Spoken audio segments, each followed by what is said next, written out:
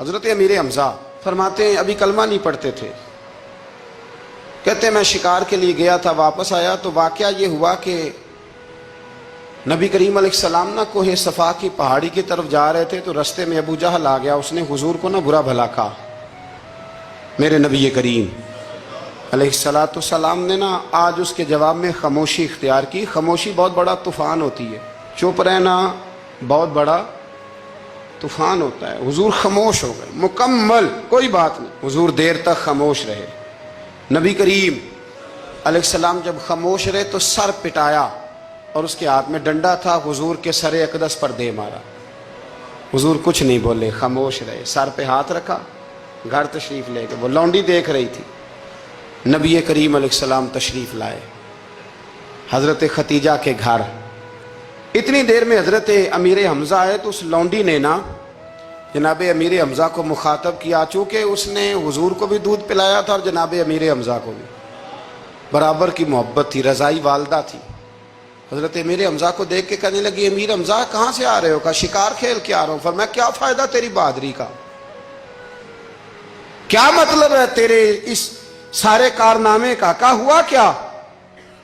تو وہ لونڈی کہنے لگی کہ آج میرے سامنے ابو جال نے ڈنڈوں سے اتنا مارا ہے کہ حضور کے سر اقدس سے خون نکل آیا ہے، خون نکل آیا ہے۔ مجھے پتہ ہے ابو جہل یہ ظلم اس لیے کرتا ہے کہ محمد ابن عبداللہ کے والد موجود نہیں۔ آج اگر ان کے والد ہوتے، دادا عبد المطلب ہوتے تو پھر میں دیکھتی تھی کون ان کے قریب آتا۔ یہ لفظ کہے نا تو جناب امیر حمزہ رو پڑے، شکار وہیں پھینکا، درخت سے ڈنڈا توڑا۔ ابو جال بیٹھا تھا حرم مکہ میں، کفار کے درمیان ٹولیاں بنا کے وہاں گئے اور زور سے ڈنڈا اس کے سر پہ مارا، اور ڈنڈا مار کے کہنے لگے تجھے شرم نہیں آتی؟ میرے بھتیجے کو لاوارث سمجھتے ہو؟ جرت ہے تو ذرا آنکھ اٹھا کے ایک دفعہ دیکھو، میں تمہاری آنکھ نہ نکال دوں تو کرو ہمت، اگر طاقت ہے تو بولو۔ اللہ اکبر۔ جب یہ لفظ کہے، جب یہ بات کری تو ابو جال کانپنے لگا۔ کچھ لوگوں نے چاہا حضرت امیر حمزہ کے معاملے میں مداخلت کرنی، پر کہنے لگا چپ کر جو، تمہیں پتہ نہیں یہ شیر بڑا ہے، یہ دلیر ہے، یہ طاقتور ہے، خبردار کوئی بات نہ کرنا۔ اللہ اکبر۔ حضرت امیر حمزہ وہاں سے نہ نکل کے تو سیدہ ختیجہ کے گھر آئے۔ سیدہ ختیجہ الکبریٰ رضی اللہ تعالیٰ عنہ نا نبی کریم کو مرہم پٹی کر رہی تھی۔ حضور نے چچا کا چہرہ دیکھا تو آنکھوں میں آنسو آ گئے۔ حضرت امیر حمزہ بھی روئے اور کہنے لگے بھتیجے خوش ہو جا، میں اس کا سر پھوڑ آیا ہوں۔ اتنی زور سے مارا ہے کہ اس کو ہمت نہیں ہوئی بات کرنے کی۔ حضرت امیر حمزہ کے جواب میں محبوب فرمانے لگے چچا میں ابو جال کا سر پھوڑنے سے تو خوش نہیں نہ ہوتا۔ کہا آپ کیسے خوش ہوتے ہیں؟ فرمایا آپ کلمہ پڑھ جائیں میں خوش ہو جاؤں گا۔ تو حضرت امیر حمزہ کہنے لگے کلمہ پڑھنے سے راضی ہو جاؤ گے، خوش ہو جاؤ گے، بس اتنی سی بات؟ فرمایا ہاں۔ تو کہا پڑھاؤ کلمہ، پڑھاؤ کلمہ۔ حضرت محبوب کریم نے کلمہ پڑھایا اور جناب امیر حمزہ اسی وقت مسلمان ہو گئے۔ ایک سنار کے بارے میں عارف رومی نے لکھا ہے کہ وہ نا اس نے بے اولاد تھا تو اس نے ایک بچہ لے کے پال لیا، تو بچہ اس کو باپ کہتا تھا، اس کی بیوی کو ماں کہتا تھا۔ انہوں نے لے پالک بچہ تھا، اور یہ لوگ جن کی اولاد نہیں ہوتی ترس جاتے ہیں، کئی دفعہ ترسے ہوئے لوگ تھے۔ بچے کو لے لیا، پالا، وہ بچے نے بھی حد کر دی فرما برداری کی۔ اب وہ جوان ہو گیا اور بڑا خوبصورت جوان ہوا۔ وہ سنار کہتا ہے کہ ساری زندگی میں نے صفائی میں، نیکی میں گزار دی۔ ایک دن دکان کے پہ ایک عورت آئی تو وہ کہنے لگی یہ چوڑیاں مجھے خود سے آپ پہنا دیں۔ وہ کہتا ہے میں نے جب اس کا ہاتھ پکڑا تو میرے دل میں غلط خیال آ گیا، میں نے غلط نظریے سے اس کا ہاتھ پکڑا، اور جب میں نے اس کا وہ ہاتھ اس نظریے سے پکڑ لیا، تھام لیا، بہرحال وہ چلی گئی، لیکن وہ میرے ذہن کے اندر ناپاکی آ گئی۔ تو میں گھر گیا تو میری بیوی باہر کھڑی تھی اور رو رہی تھی، تڑپ رہی تھی۔ میں نے اسے کہا کیا ہوا؟ تو وہ کہنے لگی کہ بچہ ساری زندگی فرما بردار رہا، میں نے ماں بن کے پالا، پر آج اس نے غلط ذہن سے میرا ہاتھ پکڑ لیا ہے، اور میں تڑپ گئی ہوں، ٹوٹ گئی ہوں کہ یہ اگرچہ لے پالک تھا، کسی کا تھا، پر میں نے تو پتر سمجھ کے پالا تھا، یہ کیا ہوا؟ وہ کہتا میری چیخ نکل گئی۔ تو میں نے اسے کہا کہ یہ اس کی غلطی نہیں، یہ میری غلطی ہے، میں نے باہر آج نظر گندی کی ہے تو رب نے مجھے سزا دی، یہ مجھے سزا ملی ہے، तू किसी की बहन को फूल भेजना चाहता है तो अगर उसी रात तेरी बहन को फूल आ गया तो किसी की बेटी पर गंदी नज़र डालता है तो अगर ये तो तेरे घर में ये कर्ज चुकाना पड़ा। वो एक दोस्त है तो वो पसंद की शादी कर रहा था उसके घर में, तो उसकी बहन ने कहा है उससे, उसकी बहन ने कहा, उसने कहा भाई तू मर्जी की शादी कर रहा है, मेरा अब्बा अपनी पगड़ी तेरे पैरों में रखता है, माँ दुपट्टा रखती है कि बेटे हम तबाह हो जाएंगे ना कर, और आज अगर तेरा ये हाल है तो फिर मुझे भी इजाजत दे, मैं भी मर्जी की शादी करूँ। तो वो कांप गया बुरी तरह से। वो कहता है ये तू क्या कह रही है? उसने कहा तू तेरे लिए अगर ये जायज है तो मेरे लिए कैसे मना हो गया? तो ये कोई मुहज्जब कौमें नहीं जो ऐसे करती हैं, ये कोई तालीम याफ्ता होने की या गोरा चिट्टा होने की अलामत है? क्या आप किसी को फूल भेजेंगे, शर्म नहीं आती? मुहज्जब कौम और शरीफ लोग कौन होते हैं? मेरे नबी करीम अलैहिस्सलाम ने फरमाया अल हयाउ मिनल ईमान, हया तो ईमान का हिस्सा है। सरदार अहमद साहब रहमतुल्लाह अलैह के पास ना एक बूढ़ी अम्मा अपना बेटा छोड़ गई,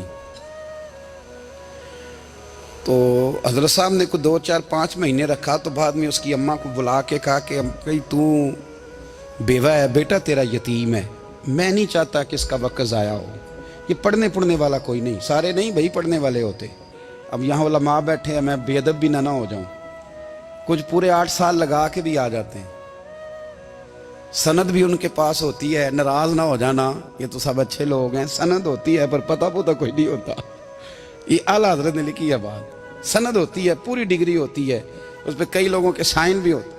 तो बहुत सारे तालिब इल्म ऐसे होते हैं जो मदारस में कहते हैं मैं फाजल फलां हूँ, लेकिन कोई शय पास, तो मौलाना सरदार अहमद साहब मुहद्दिस आज़म पाकिस्तान रहमतुल्लाह अलैह उस बूढ़ी को कहने लगे तेरा बेटा कौन देना है, पढ़ना पढ़ाना इसने कुछ भी नहीं, तो यतीम बच्चा है, कल को तो कहेगी कि मेरे बेटे ने वक्त ज़ाया किया तो वापस ले जा। बूढ़ी अम्मा रोने लग गई, कहने लगी मैं पढ़ाने तो नहीं लाई थी, मैं तो आपको रब का वली समझती हूँ, मैं तो नौकरी कराने लाई थी, नौकरी। हजरत अनस बिन मालिक कहते हैं मेरी अम्मा भी हुजूर की बारगाह में दे गई थी, हुजूर की बारगाह में, ये नहीं कहा था कि या रसूलल्लाह पढ़ा दें, हाँ हाँ मैं जिम्मेदारी से बात कर रहा हूँ, ये नहीं कहा था हुजूर मुजाहिद बना दें, ये थोड़ी कहा था कि या रसूलल्लाह सल्लल्लाहु ताला अलैहि वसल्लम से मुफस्सिर मुहद्दिस मुहक्किक मुफ्ती बना दें। हजरत अनस की अम्मा कह गई थी सोनिया जब तक ये रहेगा ना आपकी नौकरी करेगा, ये घर के काम काज करेगा, ड्यूटी करेगा, हुजूर ये आपकी नौकरी करेगा। तो मेरे महबूब ने फिर दुआ कर दी अल्लाह इसे बरकत अता फरमा। तुम समझता है खिदमत वाला खाली रह जाता है? जितना जायका खिदमत वाले को मिलता है, जो उसके नसीब में आता है, वो किसी का नसीब कहां भाई। हजरत अनस कहते हैं हुजूर ने दुआ कर दी, बरकत की। मुझे तो खेती बाड़ी आती भी नहीं थी, पर लोगों के बाग में साल में 1 दफा फल लगता था, मेरे बाग में 2 दफा लगता था। हुजूर ने दुआ कर दी अल्लाह इसे औलाद दे। फरमाते हैं मेरे बेटे, मेरे पोते, मेरे नवासे, मेरी बेटियां, फरमाते हैं मैं जिंदा हूं और मेरी 100 औलादें मौजूद हैं। परेशान हो गया 100 सुन के बच्चे 2 ही अच्छे, 100 औलादें मेरी मौजूद हैं। हजरत अनस बिन मौलाना सरदार अहमद साहब के पास ना छोड़ गई बच्चा, कहने लगी हजरत जी मैं को पढ़ाने के लिए थोड़ा छोड़ गई हूँ, मैं तो इसलिए छोड़ के गई हूँ कि आप मेहरबानी करें, खिदमत कराएं। तो हजरत जी कहने लगे कोई ऐसा काम ही नहीं, खिदमत वाला क्या कराऊं? कहने लगी पट्ठे पवा लिया करो जी। हूँ लड़ पेंदे ने, कहने ने बच्चे काम कर दें मदरसे का। हालांकि अब कहाँ बच्चे काम करते हैं, अब तो गुजर गया दौर, अब तो बच्चे काम कराते हैं। अब बच्चे भी नाराज हो रहे हैं, घूर घूर के देख रहे हैं। सही कह रहा हूँ आपको, बच्चे काम कराते हैं, बच्चे कहाँ काम करते। कहने लगी ये चारा डाले करेगा आपकी भैंसों को। तो हजरत ने उसको कहा कि बीबी चारा मेरी भैंसों को डालने के लिए मैंने बंदा रखा हुआ है, तो तू जा ले जा। कहने लगी हाथ बांध के हुजूर मेहरबानी करें रख ले, चारा डालेगा। और पुत्र तवज्जो से चारा डालना हजरत की भैंसों को। रोने लगी, हजरत ने रख लिया, महीने का खर्चा भी देते।